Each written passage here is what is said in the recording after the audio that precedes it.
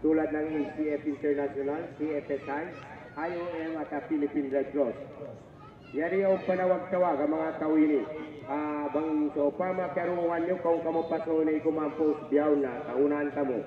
Di Rajmen Jailani 10L, in-address niya. Iba ni Arshari Pambutong, iba ni Fatima Laila Muksin.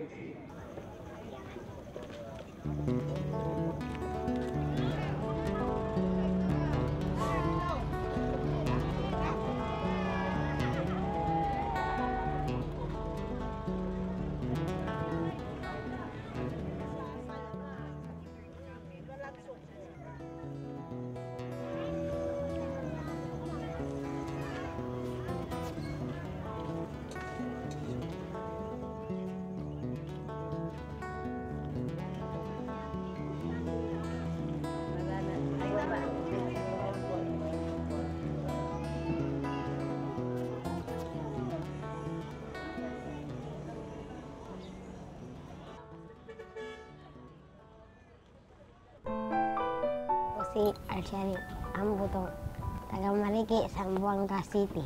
Karoon ng gera, takbuhan kami dun sa bahay namin. Tapos, naggera na yun, takot na kami lahat. Di na ako palabas yung mga sundalo. So, wala na kaming pagkain. Tapos, nag-ibakpit na kami. Ako po si Rajmin, taga Barangay Mariki. Ang bahay po namin tent. Dahil po nakita ko mga plastic, mga bakal.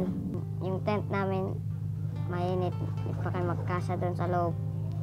Tapos mabaho pa doon, daming kalat, madaming doon nagkasakit.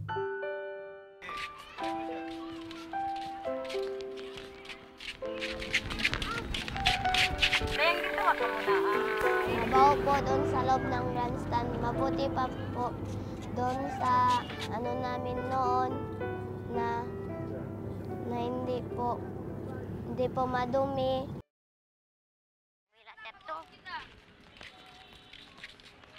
Siyam na buwan ang tapos ang giyera sa Zamboanga.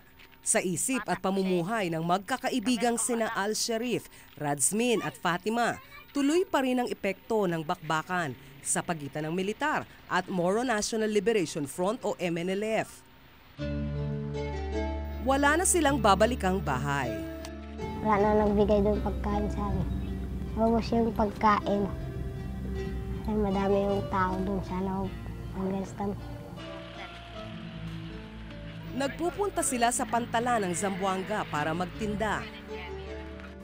Grandstand, magsakay ka pa ng jeep, kakabit ka, tapos pag nadating ka na doon sa Boulevard, sakay ka naman ng truck, tapos sakay, tapos baba. Paano kayo makapasok sa pantalan? Sakay kami sa truck. Doon po sa pantalan, yung nagbebenta kami para may pang-bound sa school, mabigyan ko yung mga kapatid ko. Pag may ano ko ng 50, tapos yung 20 pag ano ko sa school, yung mga natira na lang ibibigay ko sa nanay ko. Bakit kailangan tumakbo kayo at sumakay sa truck at jeep? Para makapasok. Kasi di makapasok dyan, magpapasok yung guard. Kasi bawal yung vendors sa loob. Walang permit. Dapat mabilis tumakbo para makasakay. Ano inaabangan niyo? Yung mga jeep, abulin namin para kayo makapasok sa loob. Kung dati ay ang mga magulang at kaibigan nila ang gumagawa nito, ngayon ay kailangan na rin nilang sumampas sa mga barko. Kami na lang yung nagtatrabaho. Kasi wala na nagbibigay ng pagkain doon. Kung may 20 pesos ako, bili ko na lang kamoteng kahoy at saka ito yung isda. Para meron din yung makain. Yes, Mom! Mom, bala! Oy! Oy, oy, oy, oy! Mahirap po magbenta doon. Kasi kung naabutan ko, binabato yung mga paninda mo sa dagat. Pati ikaw, inulog ka sa dagat. Yung mga guard, pinapalo kami ng mga kahoy. Hindi na kami. Sakit yun po.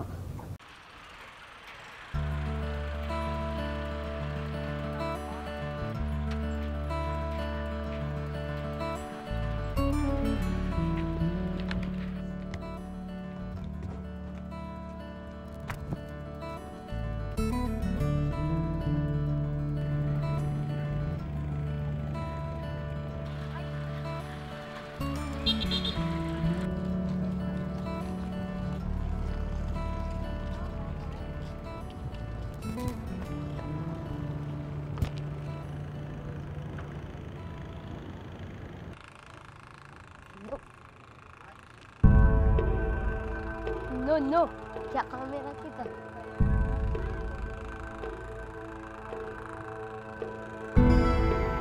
Ah, Rinig.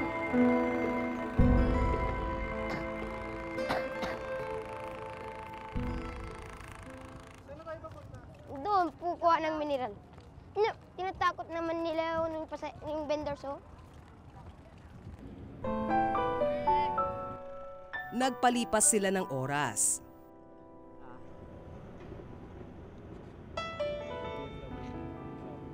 Naghintay para sa gabi.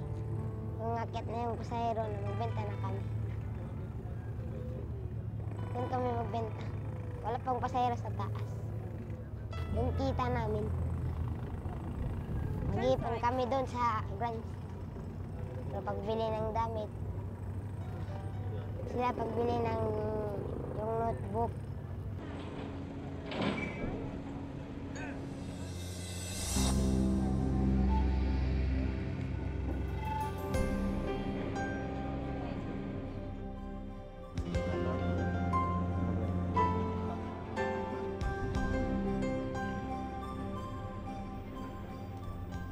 Patago ang pagtitinda nila.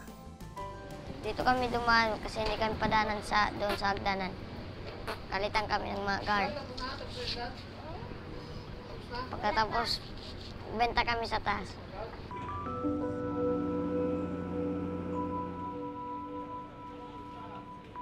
Ikaw, Rep. Ngayon, tumugpo.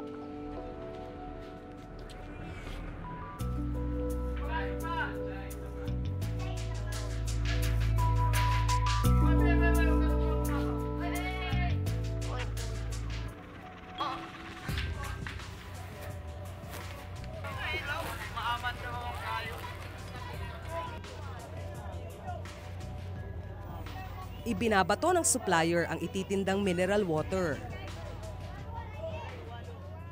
Bijay ka!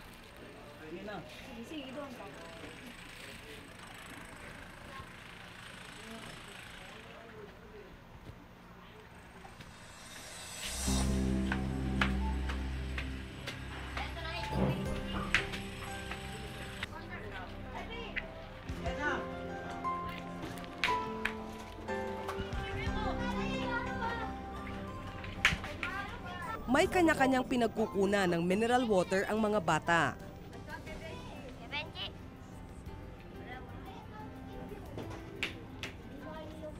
Mga tindera doon, may grupo kahit isa doon. Grupo-grupo yun lahat. Hindi ka pwede punta doon sa kanila kumuha ng mineral. Wala ang pinagkukunan ng mineral water ni Razmin at Al Sharif. Wala na kami madala. Wala na kami madalang pera. Benta na po kami. Hindi na kami binigyan. Wala kami benta ngayon. Si Sansi na lang. Hindi pumayag ang nagbibigay ng mineral water kay Fatima na suplayan din ang dalawa niyang kaibigan.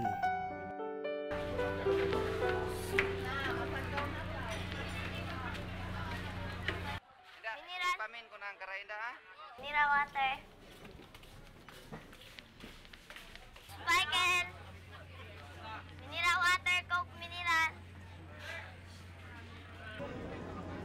Mineral water, Coke mineral, Spikel mineral. Naghintay na lamang ang dalawa sa pagbaba ni Fatima mula sa barko.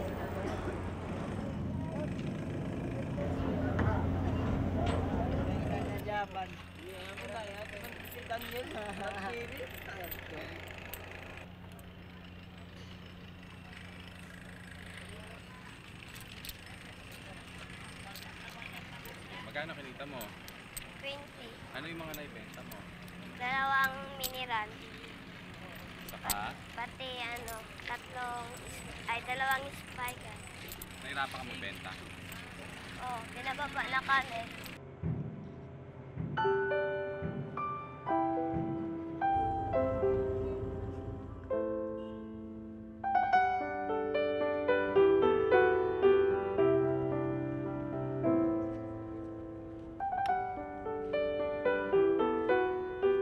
Sayang po yung pagpunta namin. Hindi kami po nakabenta ng mga mineral, walang mapakuha. Wala kami pera iuwi. Kasi walang pagbaon, walang pangbili ng pagkain.